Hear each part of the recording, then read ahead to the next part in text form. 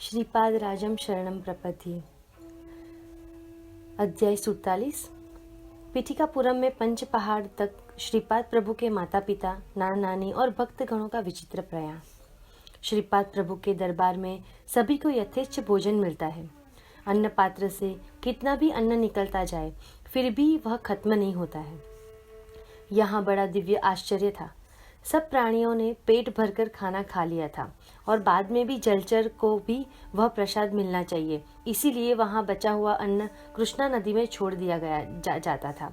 श्रीपाद प्रभु बापानुचार्य से बोले, नाना जी, आपने श्री शैल्य पर सवित्र काठक यज्ञ संपन्न कर सूर्यमंडल का तेज शक्तिपात द्वारा आकर्षित किया था। इसी तरह मेरे अवतार के लिए भारद्वाज ऋषि ने अत्यंत आर्तभाव से प्रार्थना की थी। उन्हें दिए गए वचन का पालन करने के लिए मैंने अवतार लिया। ब्रह्म स्वरूप शब्दातीत है, मन से भी इसकी कल्पना भी नहीं की जा सकती है। यह ब्रह्म स्वरूप केवल दत्तात्रेय ही समझ सकते हैं, इसीलिए हम उन्हीं के नामों का जयघोष करें। हे देश काल पर मात कर सकता हूँ, मेरी इच्छा का पर्याय नहीं है। मुझे आवश्यकता हो तो मेरे और आपके मन को एक जैसा कर सकता हूँ। अंतरिक्ष के ग्रह तारे मेरे हाथों में खिलौना है। मैंने आपकी सारी इच्छा आकांक्षाएं पूरी की। नाना जी, आप पूर्व जन्म में लाभार्थ तारे मेरे हाथों का खिलौना है। मैंने आपकी सारी इच्छा आकांक्षाएं पूरी की है। नाना जी, आप पूर्व जन्म में लाभार्थ महर्षि नंद और भास्कराचार्य हुआ करते थे।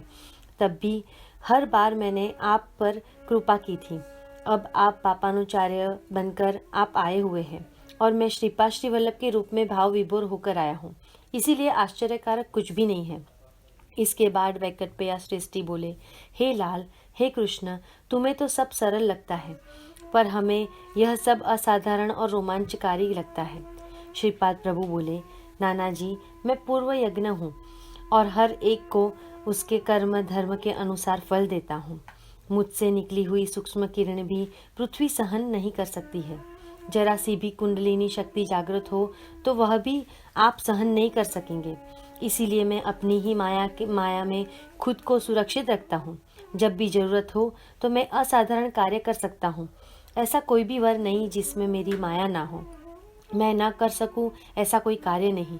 आप सबको पीठिकापुरम से पंच पहाड़ तक इतने कम समय में लाने वाला है दत्त प्रभु ही है। आपको यह समझ में आ जाए, यही मेरा उद्देश्य था। नरसिंह वर्मा बोले, सभी का रक्षण करने वाला एकमात्र क्षत्रिय आप ही हो, बाकी सब नाम क्षात्र क्षत्रिय है। श्रीपाद प्रभु बोले, क्षत्रिय तत्व यह मेरा नित्य स्वभाव ही है। शिवाजी महाराज इस नाम से महाराष्ट्र में अवतार लेकर सनातन धर्म की रक्षा की जानी चाहिए, यही ईश्वरीय इच्छा थी।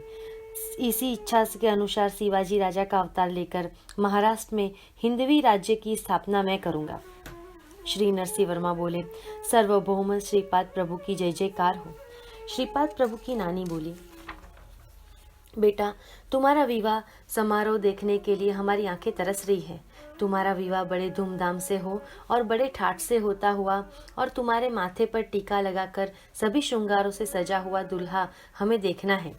श्रीपाद प्रभु बोले, नानी, अवश्य आपकी इच्छा अनुसार ही होगा। मैं कल की अवतार में शंबल नामक गांव में अवतार लूंगा। उसी समय पद्मावती नाम की अनघा लक्ष्मी के साथ विवाह करूंगा। हाँ, इसके लिए कुछ समय लगेगा, लेकिन आपकी इच्छा मैं अवश्य पूर्ण करूंगा। वैकट सुबाम्मा श्रीपाद प्रभु से बोली, हे कान्हा, मेरे हाथों से दूध दही मक्खन मलाई खाए बहुत दिन हो गए। अपने हाथों से वह सब तुम्हें खिलाने की बड़ी इच्छा है। माया नाटक सूत्रधारी श्रीपाद प्रभु और उनकी विनोद लीला। श्रीपाद प्रभु बोले, नानी, आप अवश्य ही खिलाए। मुझे अपने हाथों से खाने में मज़ा नहीं आ रहा है। आप पीठापुरम से आते समय मेरे लिए दूध दही मक्खन लाएगी, ऐसा मुझे ज्ञात हुआ था, लेकिन इतने ही दूर आने तक वहाँ अच्छा रहेगा, इसीलिए आपके वात्सल्य प्रेम से बंधकर ऐसी लीला की कि वह सब जितना अच्छा था उतना ही अच्छा रहे। नानी, इसके लिए मैंने कितने कष्ट पाए। कैसे कहूँ, इतनी दूर से 18 घोड़ा गाड़ियों को पंच पहाड़ तक लाना क्या सामान्य बात है। मेरा सारा शरीर दर्द कर दे रहा है और मेरे हाथ पर कितने व्रण हैं। जरा देखो तो, सचमुच श्रीपाद के हाथों पर फुल्ले थे। वेंकट सुबाबा ने श्रीपाद के हाथों पर मक्खन लगाया, बदन को गर्म पानी से सेका।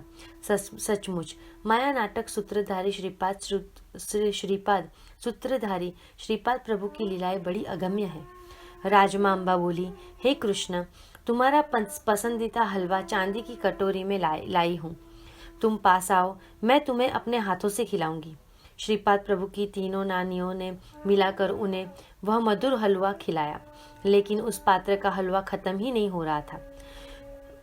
श्रीपाद प्रभु ने यह लीला बहुत देर तक शुरू रखी। वे नानी से बोले, आप तीनों का मुझ में अत्यंत स्नेहभाव है।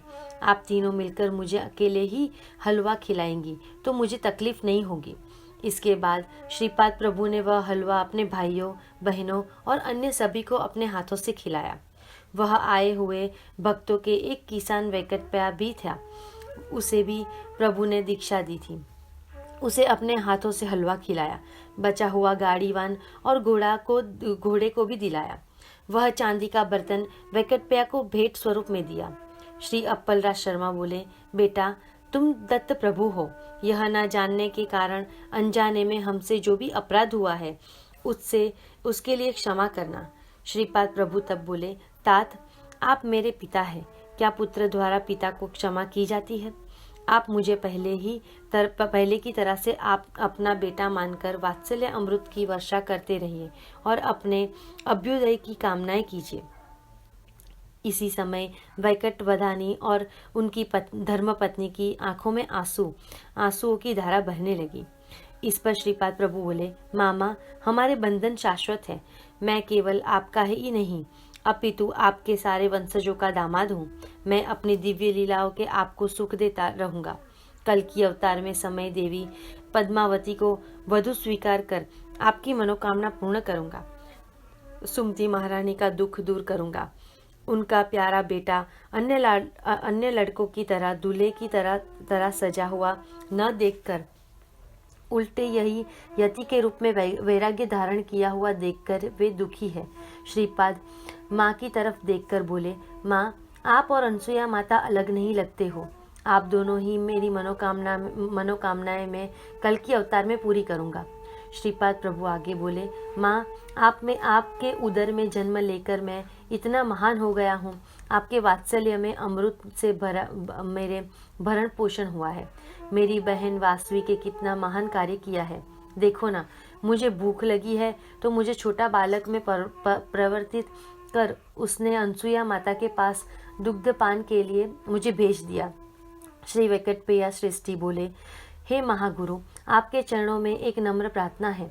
आपने जो असंख्य लीलाएं इस दरबार में की है, वह इस दरबार और इसके आसपास का प्रभाव विश्वविख्यात हो जाए। श्रीपाद प्रभु बोले, भविष्य में मेरा दरबार पक्की इमारतों से परिवर्तित होगा। इसमें गोधन भी रहेगा। इसमें मेरी अगणित लीलाएं प्रदर्शित की जाएगी। यह मेरी आंखों से देखा हुआ भविष्य काल का अनुभव है। वहां जमा हुई सभी भक्तों को गहरी नींद आ गई और कुछ क्षणों में वह सन्यासी श्रीपाद प्रभु और सारा दरबार अदृश्य हो गए। उसका क्या हुआ, मुझे जिज्ञासा हो रही थी। यह सब राक्षसी माया से हुआ होगा, ऐसा मुझे लगा। इस पर श्रीपाद प्रभु बोले, मेरे रहते हुए कोई भी राक्षसी माया काम नहीं कर सकती। मैंने उन्हें सुरक्षित तरीके से पिठिकापुरम पहुंचा दिया है। यह एक महान अनुभूति है। मुझे जो जिस भाव से बचते हैं उसी भाव से मैं उनकी रक्षा करता हूँ। यह मेरा व्रत है। श्रीपाद श्री वल्लभ की जय जयकार हो। श्रीपाद राजम शरणम प्रपद्ये।